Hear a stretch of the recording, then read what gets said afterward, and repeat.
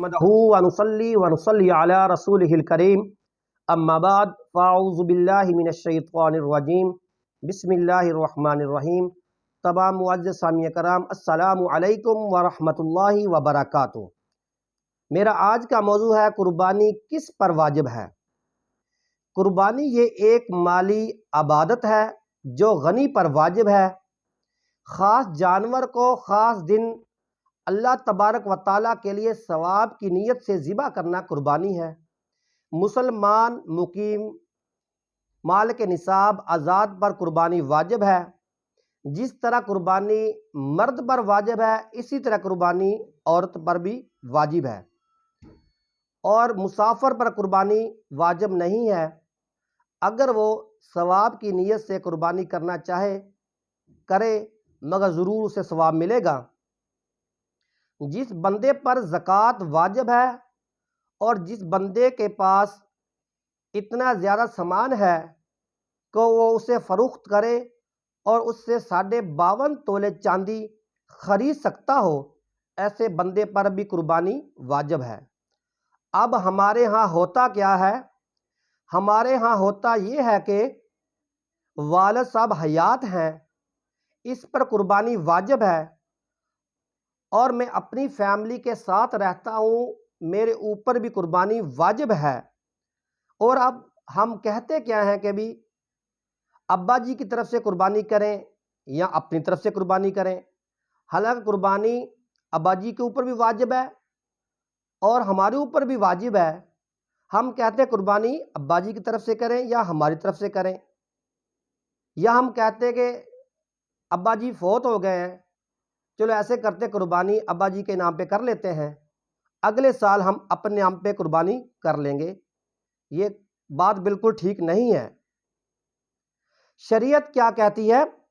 شریعت کہتی ہے اگر ہمارے اوپر نماز فرض ہے اور ابا جی کے اوپر بھی نماز فرض ہے تو ہم اپنی نماز پڑھیں گے یا ابا جی کی نماز پڑھیں گے؟ ظاہری بات ہے اگر ہمارے اوپر نماز فرض ہے تو ہم اپنی نماز پڑھیں گے، اگر ہم نماز نہیں پڑھیں گے تو ہم گناہ گار کہلوائیں گے۔ لہٰذا اگر میرے پاس اتنی دولت ہے کہ میرے پہ قربانی واجب ہے تو میں اپنی طرف سے قربانی کروں گا۔ اگر والد صاحب کے اوپر قربانی واجب ہے تو والد صاحب اپنی طرف سے قربانی کریں گے، اگر والد صاحب قربانی نہیں کریں گے تو وہ گناہ گار کہلوائیں گے۔ اگر میرے پاس اتنی دولت ہے کہ میں اپنی بھی قربانی کر سکتا ہوں اور اپنے والد صاحب کی طرف سے بھی قربانی کر سکتا ہوں تو پھر یا والد صاحب کو جا کے پیسے ہدیہ کر دیں یا والد صاحب کے لیے منڈی سے ایک بکرا خرید کر لائیں اور والد صاحب کو دے دیں، کہیں جی ابا جی یہ آپ اپنی طرف سے قربانی کر لیں۔ یہ ہے احسن طریقہ۔ اور اگر یہ سمجھے کہ ہم ایک گھر میں 5 بھائی رہتے ہیں، چلو سارے آپس میں پیسے ملا کر ایک بکرا لے آتے ہیں اور سب کی طرف سے قربانی ہو جائے گی تو میرے بھائی کسی کی بھی قربانی نہیں ہوگی، کیونکہ بکرے کے اندر صرف ایک حصہ ڈلتا ہے، 5 حصے نہیں ڈلتے، اسی لیے کسی قربانی نہیں ہوگی۔ اگر ایک بندہ اپنے پیسوں سے ایک بکرا خرید کر لاتا ہے تو پھر اس کی قربانی ہوگی جس پر قربانی واجب ہے۔ ہاں اگر ایسا کریں کہ سارے بھائی 5 بھائی ہیں مل کر گائے لے آئیں اور اس گائے کے اندر برابر کا حصہ ڈالیں کہ مثلاً کے طور پر کہ ایک گائے 70,000 روپے کی آئی ہے اور ہر ایک کو 10,000 روپیہ حصہ اس میں شامل کرنا پڑے گا، 5 بھائیوں کے حصے میں 10,000 روپیہ آ گیا، باقی 2 حصے بچ گئے۔ اگر کوئی بندہ اپنے بچوں کا عقیقہ کرنا چاہتا ہے تو وہ 2 حصے اور ملا لے، 7 حصے پورے ہو جائیں گے۔ اور جو ہی شرائط عقیقے کے اندر ہے وہی شرائط قربانی کے اندر ہے، کیونکہ ہم اللہ تبارک و تعالیٰ کی رضا کے لیے عقیقہ کرتے ہیں اور قربانی بھی ہم اللہ تبارک و تعالیٰ کی رضا کے لیے ہی کرتے ہیں، لہٰذا قربانی کے جانور کے اندر عقیقے کا حصہ شامل کرنا جائز ہے، اب حصہ شامل کر سکتے ہیں، تو آپ کی قربانی بھی قبول ہو جائے گی، آپ کے عقیقے بھی ہو جائیں گے۔ اگر کوئی بندہ کہے کہ جی میں پیارے نبی علیہ الصلوۃ والسلام کے نام کی قربانی کرنا چاہتا ہوں، اس کے اگلے سال میں اپنے والد صاحب کے نام کی قربانی کروں گا اور اس سے اگلے سال میں اپنے نام کی قربانی کروں گا، تو یہ بات ٹھیک نہیں ہے، یہ بات صحیح نہیں ہے۔ یہ بات ذہن میں رکھ لیں، اگر آپ کے اوپر قربانی واجب ہے تو آپ اپنے نام کی کریں گے، جو انتقال کر گئے ہیں ان کے نام کی قربانی نہیں کریں گے۔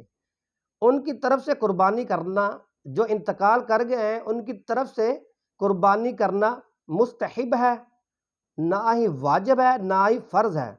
تو اگر آپ کے اوپر قربانی واجب ہے، آپ کے اوپر قربانی واجب ہے تو آپ اپنی طرف سے کریں گے۔ ہاں، اگر آپ کے اوپر قربانی واجب ہے، آپ دوسروں کی طرف سے پہلے کریں گے جی بعد میں ہم اپنی طرف سے کر رہیں گے، تو ایسے قربانی واجب نہیں ہوگی۔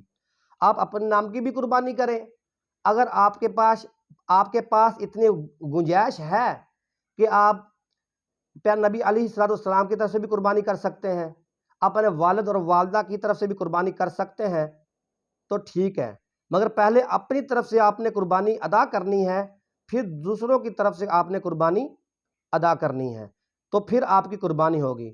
پیارے نبی علیہ الصلوۃ والسلام نے حضرت علی مرتضیٰ شیر خدا رضی اللہ تعالی عنہ سے فرمایا، جاؤ منڈی سے 2 بکرے لے کر آؤ۔ حضرت علی مرتضیٰ شیر خدا منڈی سے 2 بکرے لے آئے اور پھر عرض کی، یا رسول اللہ صلی اللہ علیہ وآلہ وسلم، یہ 2 بکرے کس کے لیے ہیں؟